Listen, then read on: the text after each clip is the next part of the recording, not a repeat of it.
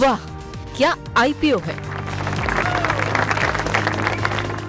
वाह क्या आईपीओ है, खास सेगमेंट हमारा जिसमें हर रोज़ हम प्राइमरी मार्केट से जुड़ी जो भी अपडेट्स होती हैं वो आपको देते हैं। तो एसएमई क्षेत्र में कुछ एक आईपीओ खुले हुए हैं, लेकिन मेन बोर्ड का आज से एक आईपीओ खुला है। उस पर ज़रा जानते हैं कि उसके अंदर कितने रतन लगे हुए हैं और वाकई में ये आईपीओ वीर साबित होगा कि नहीं होगा। तो रतनवीर आईपीओ के बारे में जानकारी लेकर के मेरे और एक और वीर व्यक्ति शौर्य, जो भी वीरता का प्रतीक है, वो हमारे साथ जुड़ चुके हैं। शौर्य, क्या कुछ अपडेट है आपके पास? बताइए किस तरह के सब्सक्रिप्शन के आंकड़े हैं, फंडामेंटल्स क्या कुछ कह रहे हैं? जी, रिटर्न देखने से पहले इसके आईपीओ की डिटेल्स देख लेते हैं। इसका प्राइस बैंड है 93 से लेकर 98 रुपीज़ प्रति शेयर का। ये आज खुला है 4 सितंबर को और 6 सितंबर तक खुला रहेगा। छोटा आईपीओ का साइज़ है, मेन बोर्ड का है, लेकिन कंपनी सिर्फ 165 करोड़ रुपए जुटाने को देख रही है, जिसमें 135.24 करोड़ जो है वो फ्रेश इशू है, बाकी 30 करोड़ के आसपास जो है ऑफर फॉर सेल है। इसे सब्सक्रिप्शन अच्छा मिला है। आज 12 बजे तक ये पूरा सब्सक्राइब हो चुका था। अभी लेटेस्ट आंकड़े देखें तो 1.66 टाइम्स सब्सक्राइब हो चुका है। जीएमपी इसका 48 रुपीज़ चल रहा है, 49% की लिस्टिंग है।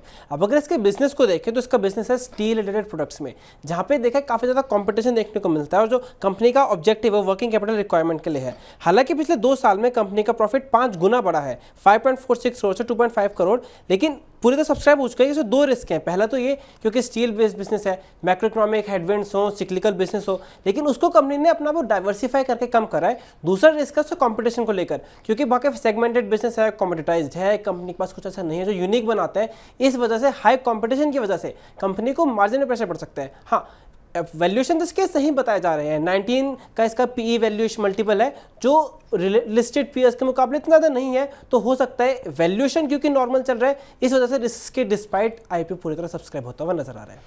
चलिए, तो फिलहाल 12 बजे तक के जो आंकड़े हैं वो फिलहाल अच्छे दिखाई दे रहे हैं। सब्सक्रिप्शन के जो आंकड़े हैं, जो कि आज पहला दिन है, अब धीरे धीरे करके जो है यहाँ पर स्थितियाँ और बेहतर होती हुई दिखाई देंगी। लेकिन वाकई में वैल्यूएशन कैसी लग रही है, पैसे लगाने चाहिए कि नहीं लगाने चाहिए, इस पर मोहर जो है वो रवि जी से लगवाते हैं। वो क्या कुछ कह रहे हैं। सर, हम देख रहे थे कि अभी जो आंकड़े जो आए हुए हैं रतनवीर प्रिसीजन को लेकर के, जो ब्रोकर्स की राय है उसमें हम कैपिटल मार्केट की तरफ से अवॉइड आया है, बाकी स्वास्थ्य का, investment, stock box, choice broking, इनकी तरफ से अप्लाई की रेटिंग दी जा रही है। आपकी रेटिंग क्या होगी सर इस पर? आप कैसे देख रहे हैं कंपनी के फंडामेंटल्स को, अगर आपने ट्रैक किया हो तो? देखिए, जिस हिसाब से कंपनी है, जिस हिसाब से कंपनी इन्वॉल्वमेंट है, जैसे शौर्य ने छोटे में ही बताने की कोशिश की है, स्टील बेस्ड प्रोडक्ट है, सोलर पावर प्रोडक्ट हो, विंड एनर्जी हो, पावर प्लांट हो, या फिर इनमें अगर देखते हैं, और साथ ही किचन अप्लायंसेस, चिमनी, इन सब में है। कंपनी ने बड़े बड़े वो तो दिखाए हैं, लेकिन मुझे ऐसा लगता है कि थोड़ा रुकना चाहिए। एक बार को सब्सक्रिप्शन और अगर बढ़ जाता है तो ही थोड़ा सा आप स्ट्रैटेजी बना सकते हैं। अदरवाइज अभी फिलहाल प्राइस अगर मैं देखता हूँ, जो प्राइस बैंड है वो शायद 70-80 रुपए शायद ज्यादा अच्छा होता। 90-95 रुपए के हिसाब से अगर देखता हूँ तो थोड़ा सा हायर साइड लग रहा है। कंपनी की प्रॉफिटेबिलिटी अगर क्वार्टर ऑन क्वार्टर कंपैरिजन करते हैं तो कहीं ना कहीं से साफ ये ईयरली बेसिस पे नजर आ रहा है कि कंपनी को आईपीओ लाना था, इसलिए 4 क्वार्टर पॉजिटिव करने थे। मैं बहुत ज्यादा सेटिस्फाई नहीं हूँ इस आईपीओ से, तो मैं अभी थोड़ा वेट एंड वॉच की पॉलिसी रखूंगा और सब्सक्रिप्शन बेसिस पे सिर्फ लिस्टिंग गेन के लिए देखूंगा, लेकिन अभी फिलहाल थोड़ा सा वेट करूंगा। चलिए, तो वेट करेंगे, अभी एक दिन और आंकड़े देख लेते हैं, क्योंकि हालांकि अभी अगर हम देखें तो बहुत लोगों को मिलना भी मुश्किल है, क्योंकि रिटेल का हिस्सा अब 4.5 गुना सब्सक्राइब हो चुका है। तो हालांकि अगर हम बाकी देखें तो टोटल जो है वो 3.11 गुना सब्सक्रिप्शन के आंकड़े देखने को मिल रहे हैं, और ये तब है जबकि हम देख रहे हैं क्यूआईबी में कोई भी सब्सक्रिप्शन के आंकड़े नहीं जुड़े हैं।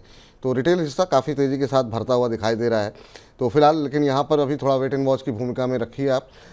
बहुत उत्साहित होकर के पैसे मत लगाइए, और अगर नंबर बढ़ते हैं और आपकी लॉटरी लग जाती है, आपको शेयर मिल जाते हैं, तो रवि जी का कहना ये है कि आप सिर्फ लिस्टिंग गेन के लिहाज से ही स्ट्रेटजी बनाइए, और बाकी लॉन्ग टर्म के लिहाज से या फिर मीडियम टर्म के लिहाज से कोई यहाँ पर स्ट्रेटजी ना बनाइए।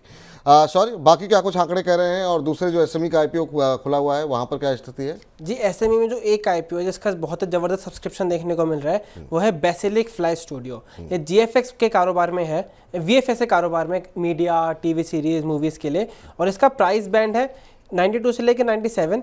66 करोड़ रुपए का आईपीओ है, कंपनी रेस करना चाह रही है। और इसका अगर सब्सक्रिप्शन देखें तो ये 94 टाइम सब्सक्राइब हो चुका है, जिसमें रिटेल का सब्सक्रिप्शन 146 टाइम चल रहा है। अगर इसके हम जीएमपी के आंकड़े को देखें तो इसका 280 का जीएमपी चल रहा है 97 रुपीज़ के भाव पे, यानी 288% के प्रीमियम पर लिस्टिंग इसको दिखा रहे हैं। मतलब ऐसा नहीं है खाली फिल्में चल रही हों, मतलब स्टूडियो नाम आ गया तो मतलब शेयर भी मतलब जो है सब्सक्रिप्शन के आंकड़े देख रहे हैं सर आप किस तरीके से बढ़ते हुए दिखाई दे रहे हैं। और इधर हम देख रहे हैं जवान की एडवांस बुकिंग जो है काफ़ी शानदार है, गदर 2 ने वैसे ही गदर मचाई हुई है।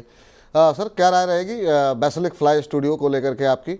अब मुझे लगता नहीं है कि आप कोई अगर अप्लाई करेगा तो शायद उसको मिले भी शेयर, लेकिन फिर भी आपकी राय क्या है बेसिलिक फ्लाई स्टूडियो को लेकर के?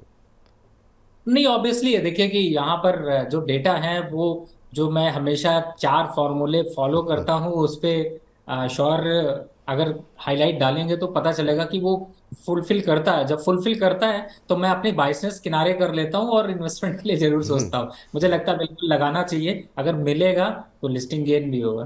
मिलेगा तो लिस्टिंग गेन भी होगा, जिस तरीके के सब्सक्रिप्शन के आंकड़े करें। जीएमपी कितना बता रहे थे शौर्य आप? इसका जीएमपी चल रहा है 280 रुपये, जो से लगभग 288% के प्रीमियम पर लिस्टिंग दिखा रहे हैं। चलिए 288% के प्रीमियम पर, जो ग्रे मार्केट प्रीमियम काफ़ी शानदार देखने को मिल रहा है, सब्सक्रिप्शन के आंकड़े तो बहुत ही शानदार देखने को मिल रहे हैं। तो यहाँ पर अगर आपको किस्मत अच्छी है आपकी तो अप्लाई कर दीजिए, मिल जाता है तो अच्छे लिस्टिंग गेन मिलने की संभावना जताई जा रही है। और कुछ आंकड़े हैं सॉरी जी? एक है प्रमारा प्रमोशंस आईपीओ, वो देखे तो वो पूरा बढ़ चुका है, 1.14 टाइम बढ़ चुका है लेटेस्ट आंकड़ों के हिसाब से। उसका जो है 5 सितंबर तक खुला रहेगा और ये प्रमोशंस के कारोबार में है, यानी एडवर्टाइजमेंट प्रमोशन के कारोबार में कंपनी है और इसका अभी 0 रुपये का जीएमपी चल रहा है। उसके अलावा एक कंपनी है सरोजा फार्मा इंडस्ट्रीज, उसको 5 तारीख तक खुला रहेगा।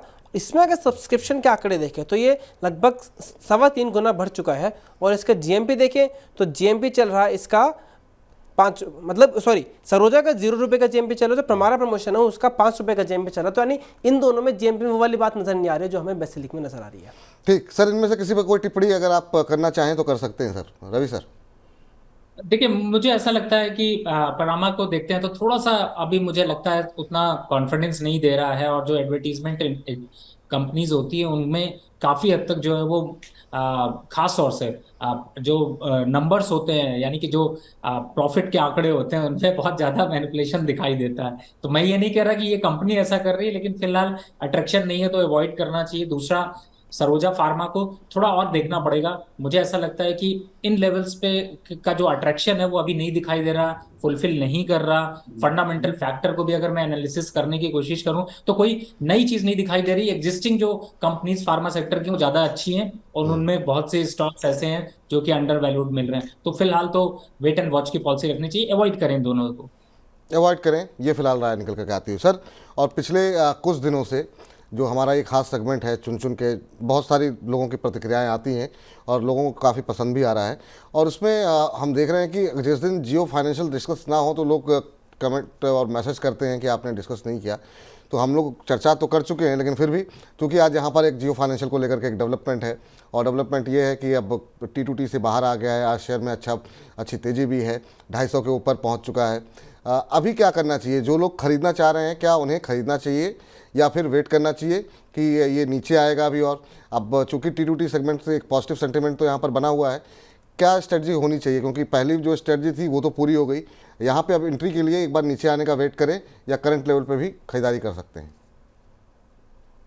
देखिए, मार्केट में जब भी कोई खरीदारी का मन बनाता है तो वो खरीद के रहता है, हम चाहे उसको कितना लाख मना कर लें वो रुकता नहीं। अब यहाँ पर जियो फाइनेंशियल की अगर मैं बात करता हूँ, देखिए मैंने पहले भी कहा कि एनबीएफसी फाइनेंस सेक्टर में जिस हिसाब से ग्रोथ प्रोस्पेक्ट्स हैं, अभी कंपनियां बहुत आएंगी और उनके बहुत से आईपीओज अच्छा परफॉर्म करते हुए नजर आएंगे। एग्जाम्पल के लिए मैं बताऊं, छोटी कंपनीज खास तौर से जैसे फिनो बैंक हैं या फिर आप यूग्रो कैपिटल देख लीजिए, आजकल इस टाइप की कंपनीज की अच्छे खासे मोमेंटम दिखे है। तो मुझे ऐसा लगता है कि जियो फाइनेंशियल के अभी फंडामेंटल स्ट्रक्चर डेवलप हो रहे हैं तो एंट्री का पॉइंट है। अब बात है कि 250 रुपए, नोट करके रख लीजिए प्राइसेस को जो मैं बता रहा हूं, 250 है, 20% आंख बंद करके निवेश कर लीजिए। जो 100 रुपए आपने अगर लगाने हैं, 20 रुपए लगा दिया, 230 रुपए आया तो 30% और लगा दिया, यानी 50% लग गया। 200 रुपए आ गया तो 100% निवेश कर लीजिए। यही स्ट्रैटेजी आप चलाइए, आपको ये स्टॉक नुकसान नहीं देगा। आने वाले 8 महीने 12 महीने में ये ऑटोमेटिकली आपके बाइंग एवरेज से कहीं ऊपर होगा, तो आपको प्रॉफिट बुक करने का मौका मिलता रहेगा। फिलहाल ये इस हिसाब से स्ट्रैटेजी रखते हैं तो मुझे अच्छा लग रहा है। बाकी फंडामेंटल चर्चा हम लोग बहुत करते हैं, तो मैं इसको शॉर्ट करता हूं कि आप निवेश की रणनीति जो बनानी उसमें ये रखिए 20% करंट भाव। 20% पे अभी भी खरीदारी कर सकते हैं, ये फिलहाल आपके लिए राय है। थोड़ा थोड़ा करके खरीदिए, एक साथ पैसे मत लगाइए, और लंबी अवधि के लिए अपना 1 साल के लिए लगा करके थोड़ा थोड़ा करके खरीदते रहे। 1 साल के बाद जब आप देखेंगे तो आपको अच्छे खासे रिटर्न यहाँ पर आते हुए दिखाई देंगे। तो फिलहाल हमारे खास सेगमेंट वाह क्या IPO है में फिलहाल इतना ही। वाह क्या IPO है।